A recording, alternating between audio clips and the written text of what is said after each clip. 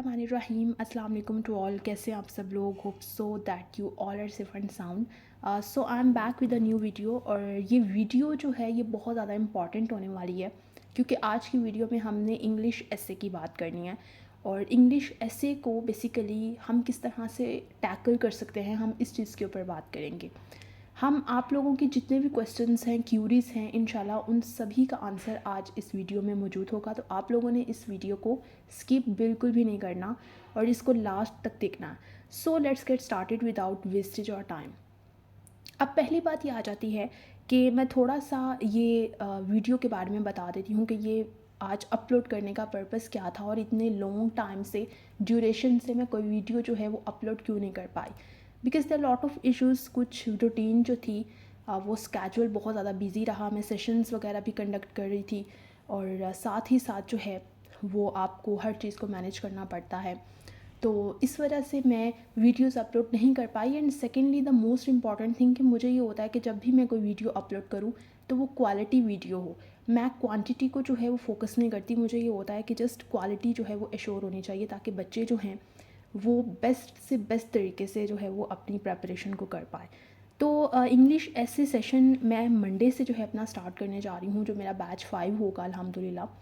तो इसलिए उसमें भी जो भी आपको प्रॉब्लम होगी या जो भी आप फेस करोगे वो सारी चीज़ें आज इस वीडियो में पहले ही मैंने सब चीज़ें क्लियर कर देनी है सो दैट आपके माइंड में कोई भी एम्बिग्विटी ना रहे। अब हम बात कर लेते हैं पहले इंग्लिश ऐसे की मिथ्स की बात कर लेते हैं। अब यहाँ पर बहुत ज़्यादा मिथ्स जो हैं वो पाई जाती हैं।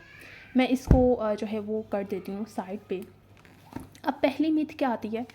पहली मिथ ये है कि जो थीसिस स्टेटमेंट होती है आपके इंग्लिश ऐसे की, अब एक बच्चा है, वो बिल्कुल बिगनर है, उसको नहीं पता कि इंग्लिश ऐसे क्या है, उसका स्ट्रक्चर क्या है, उसको मैंने किस तरह से टैकल करना है, किस तरह से कवर करना है। अब वो जो टीचर के पास जाता है वो प्योर बिगनर होता है, तो टीचर क्या करता है कि उसको पहले ही इन चीज़ों में उलझा देता है कि भाई ये टॉपिक है, इसकी थीसिस स्टेटमेंट लिखो, ये लिखो, वो लिखो, एट्सेट्रा। अब वो इस चीज़ को समझता ही नहीं है कि जो एस्पायरेंट या जो स्टूडेंट मेरे पास आया है वो बिगनर है या फिर वो पहले ही इस चीज़ को ऑप्ट कर चुका है। अब यहाँ पर पहली बात आती है थीसिस स्टेटमेंट की, क्योंकि टीचर्स ऐसे को पढ़ाने से पहले आपके माइंड में ये बात डालेंगे कि भाई थीसिस स्टेटमेंट जो है ना उसके बगैर तो ऐसे आपका होता ही नहीं है। और ये बहुत बड़ी मिथ है कि थीसिस स्टेटमेंट में हम इतना ज़्यादा इन डेप्थ चले जाते हैं कि हम अपनी रियलिटी चेक से बाहर आ जाते हैं। अब इसके ऊपर भी हम फर्दर बात करते हैं।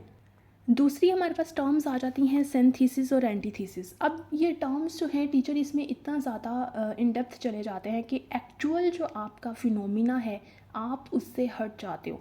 तो बेसिकली जब किसी भी कोई भी स्टूडेंट है, चाहे उसने फर्स्ट अटैम्प्ट दी है, सेकंड दी है या उसने थर्ड देनी है, उसको जो है वो इस चीज़ को एश्योर करना चाहिए कि मैंने अपने इंग्लिश एसे को लेके किस तरह से चलना है, यानी मैं किस कहाँ पे मैं इस वक्त स्टैंड कर रहा हूँ। अगर उसकी इंग्लिश लेवल थोड़ा बेसिक लेवल की है, कोई इशू की बात नहीं है। मेरे पास बच्चे वो भी आते हैं जिनकी जो लैंग्वेज है वो थोड़ी बेसिक लेवल की होती है, लाइक उनको सेंटेंस स्ट्रक्चर जो है उसको प्रॉपरली फोकस करना नहीं आ रहा होता, उनको नहीं पता होता कि हमने किस तरह से सेंटेंसेस को लेकर चलना है।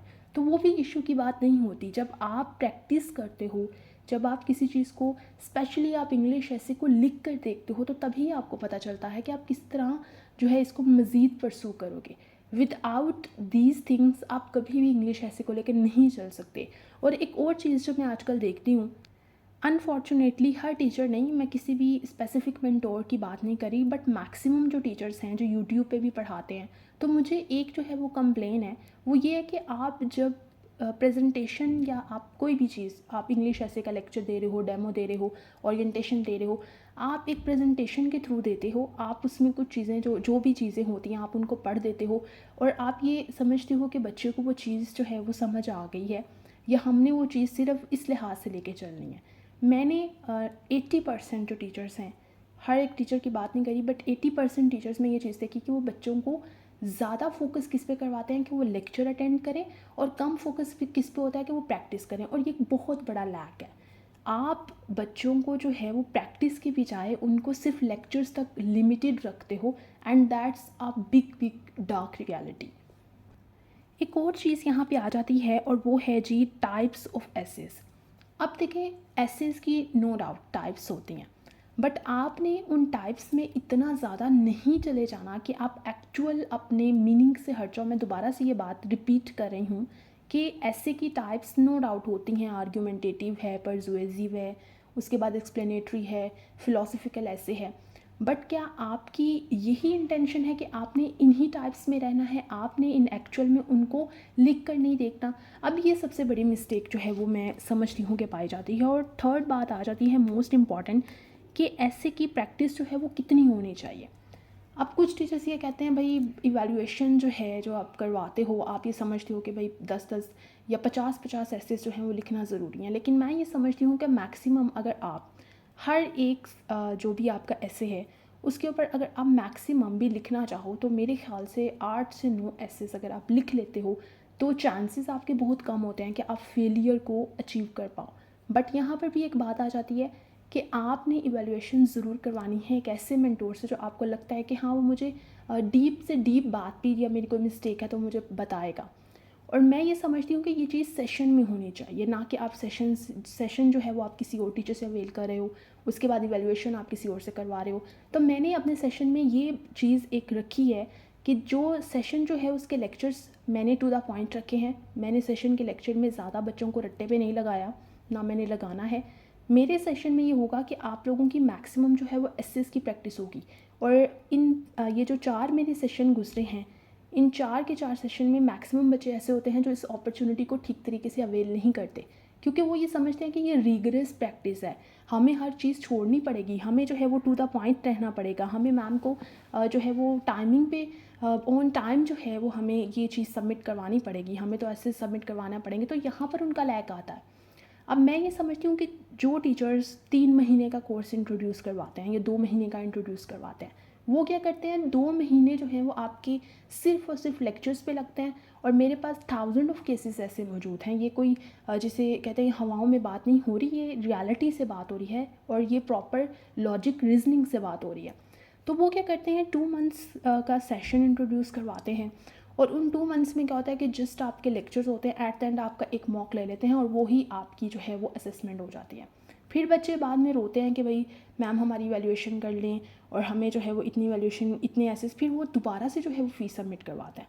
तो ये चीज़ आपने खुद से जो है वो रियलाइज़ करनी है कि जब मैं किसी टीचर के पास जा रहा हूँ या जा रही हूँ, तो आइदर वो टीचर जो है क्या मुझे सेशन में ये चीज़ प्रोवाइड कर रहा है कि मैक्सिमम मेरी असेसमेंट भी होगी। तो मैंने ये इनिशिएटिव लिया है बच्चों के लिए। और ये पिछले 4 सेशन से ही मैं अल्हम्दुलिल्लाह ये इनिशिएटिव जो है मैंने बच्चों को दिया है कि आप जो हो अपनी मैक्सिमम असेसमेंट करवा सकते हो।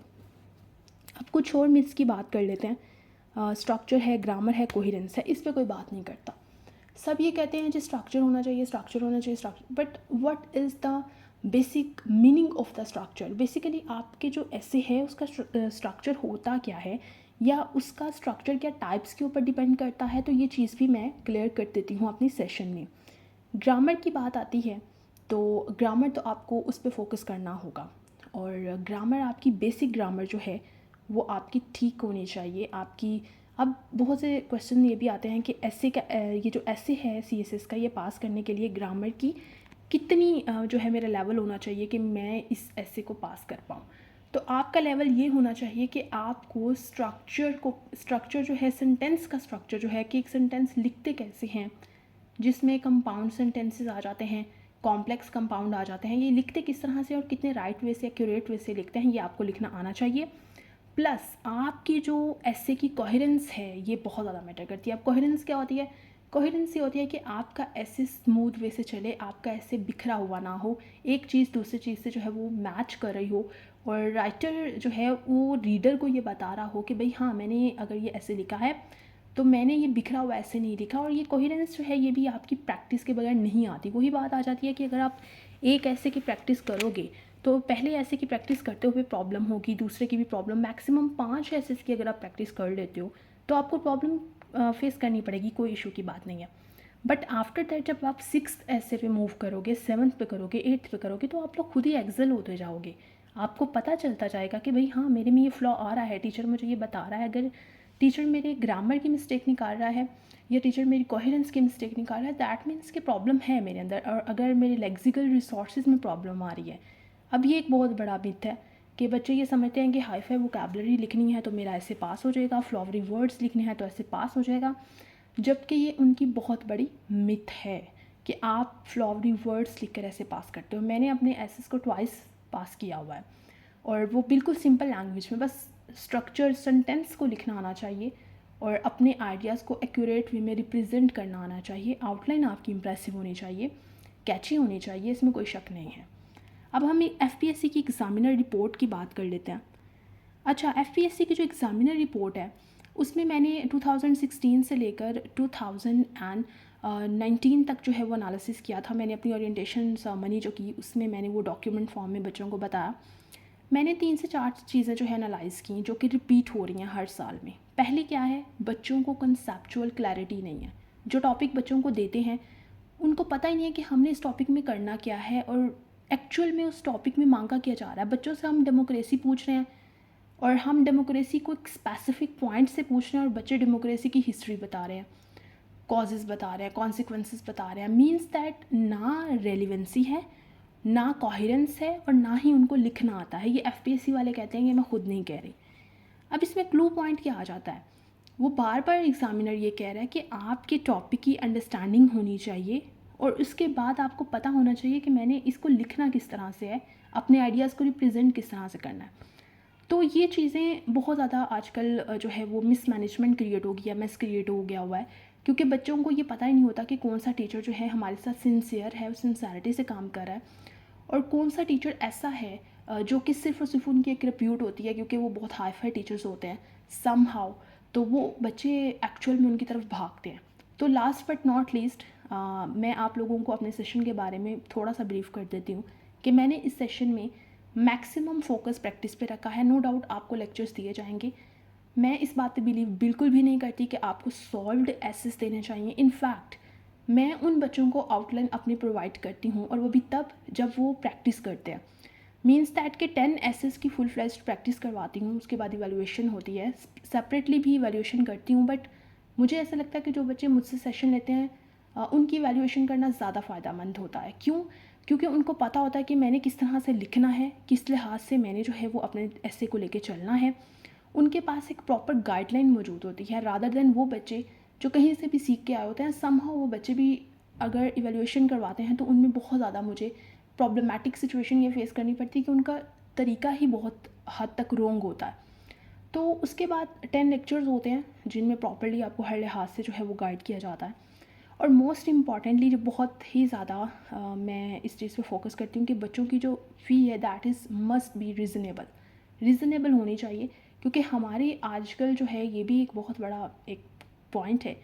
तो ये जो है इनडायरेक्टली ही हम इस चीज़ को अगर परसीव करें तो with the passage of time जो है बच्चों को क्वालिटी मटेरियल कम मिलता है, क्वालिटी असेसमेंट कम मिलती है, और उस चीज़ में ज़्यादातर रिप्यूटेशन आ जाती है कि देखा देखी बच्चे जो है वो एडमिशन तो ले लेते हैं बट एक्चुअल में वो अपनी स्ट्रेंथ्स, अपनी वीकनेसेस या अपना स्वॉट नहीं कर पाते।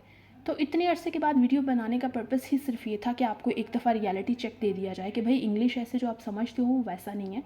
मैं यूट्यूब पे वीडियोस अक्सर देखती हूँ कि पता नहीं टीचर्स बहुत कौन कौन सी ग्रामर के जो है वर्ड्स उठा के लिखे होते हैं।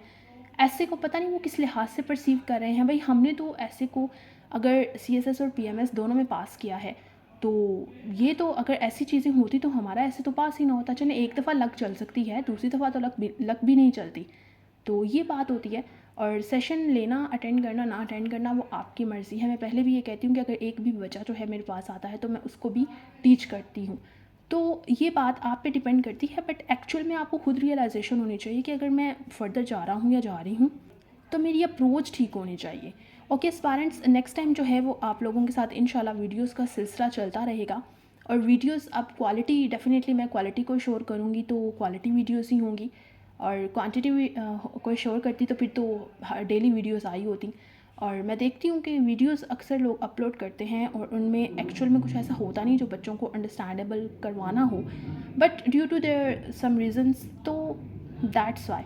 एंड मोस्ट इम्पॉर्टेंटली इंशाल्लाह फ़र्दर जो है वो आपकी प्रेसी और कॉम्पोजिशन के बारे में भी बात की जाएगी और आपको प्रॉपरली मैं इंशाल्लाह गाइड कर दिया करूँगी। सो अपना ख्याल रखिएगा, स्टे ब्लेस्ड, टेक केयर। और अगर किसी ने भी इस सेशन में पार्टिसिपेट करना है तो वो कमेंट में मुझे बता सकता है। स्टे ब्लेस्ड, टेक केयर, अल्लाह हाफिज़।